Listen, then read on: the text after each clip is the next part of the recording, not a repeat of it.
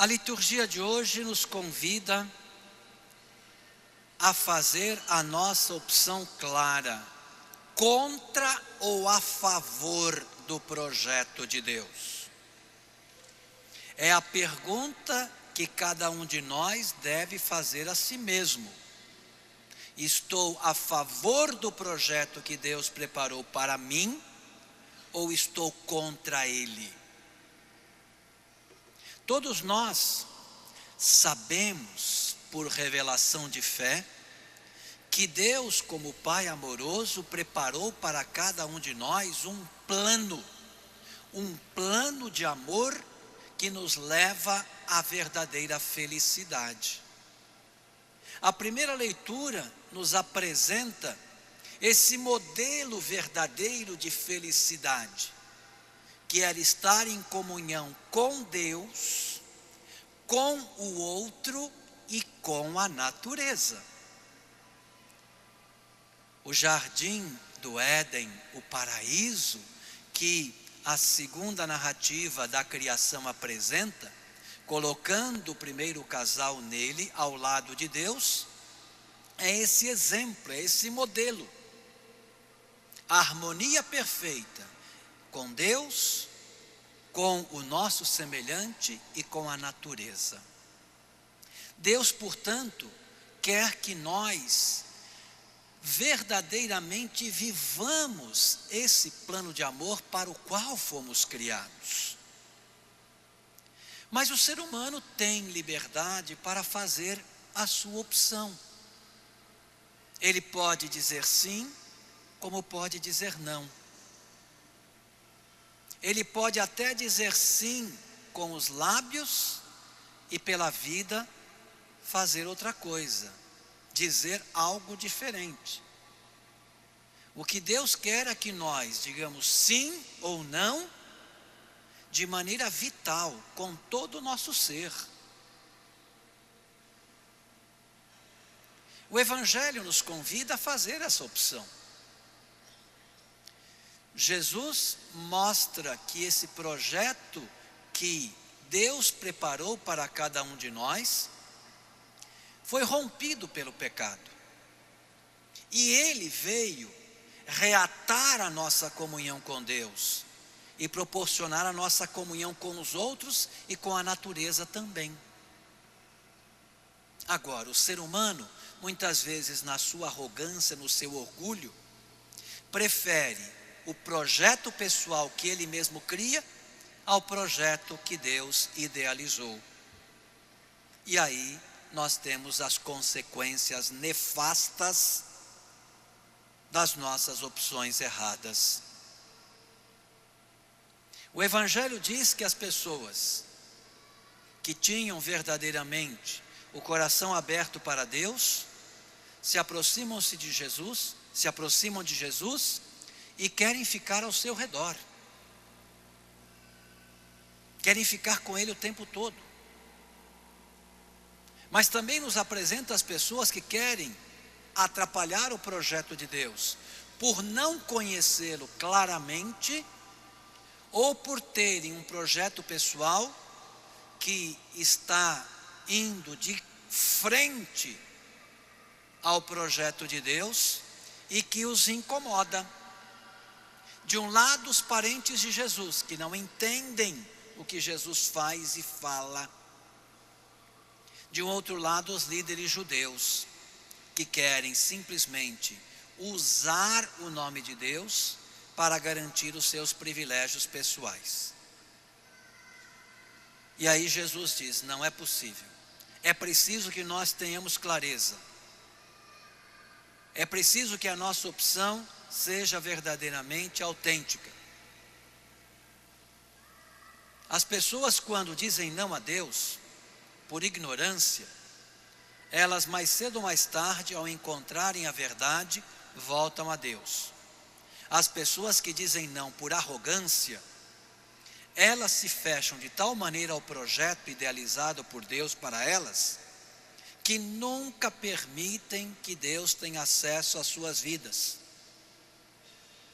a ponto de sempre justificarem a sua caminhada e o seu não a Deus, usando muitas vezes o próprio Deus como motivação.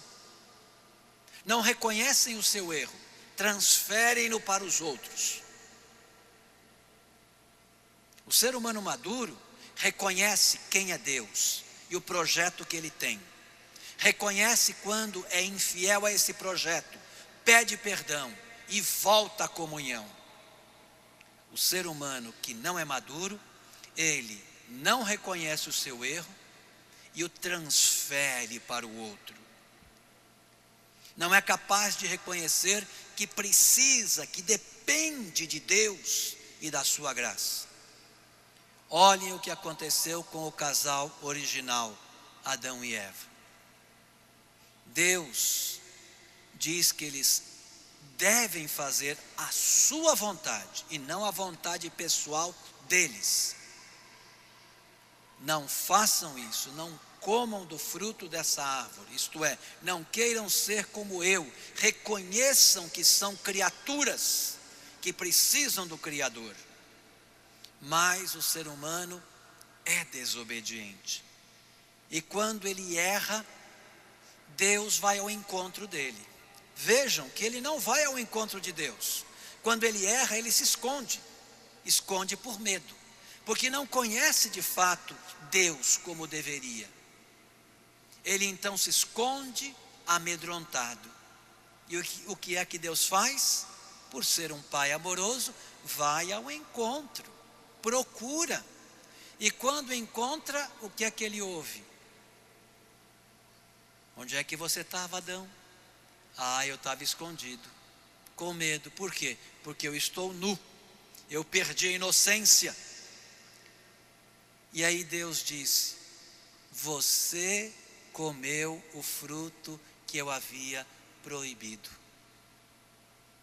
Por que é que você fez isso? A resposta é simples: a culpa não é minha, a culpa é da mulher que você me deu por companheira.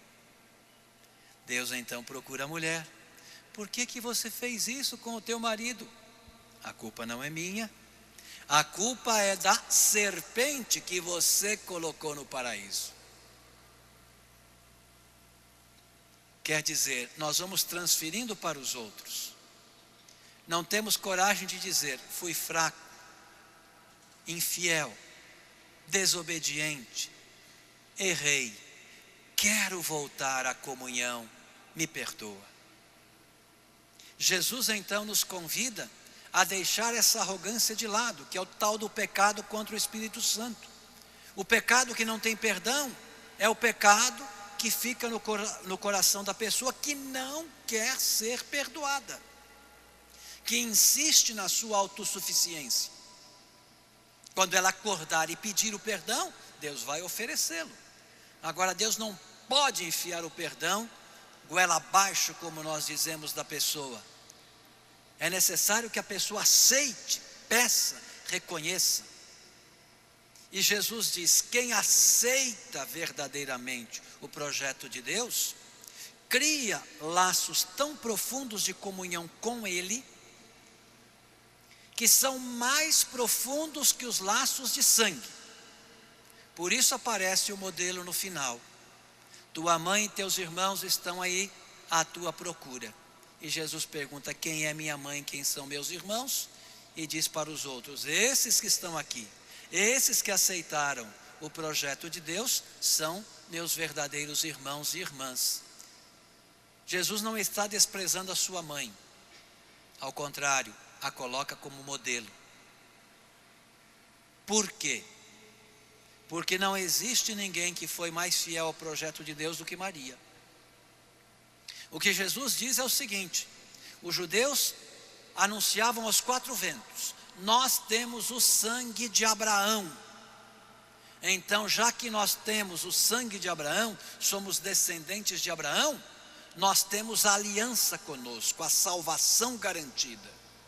Jesus disse: não, a verdadeira aliança com Deus, a verdadeira comunhão se dá não pelos laços consanguíneos, mas pela fidelidade ao projeto de Deus e à sua vontade. Então vamos pedir a Deus que nos ajude a fazer a sua vontade, a acreditar no seu projeto de amor. E quando nós cairmos, sempre peçamos perdão, porque Ele é um Pai de misericórdia. Ele nos acolhe, nos levanta e nos coloca novamente em comunhão com Ele, com o próximo e com a natureza. Cientes do amor imenso que Deus tem para conosco, desejosos de viver esse amor através da fidelidade aos seus mandamentos, vamos ficar em pé, por favor, e nele professar a nossa fé.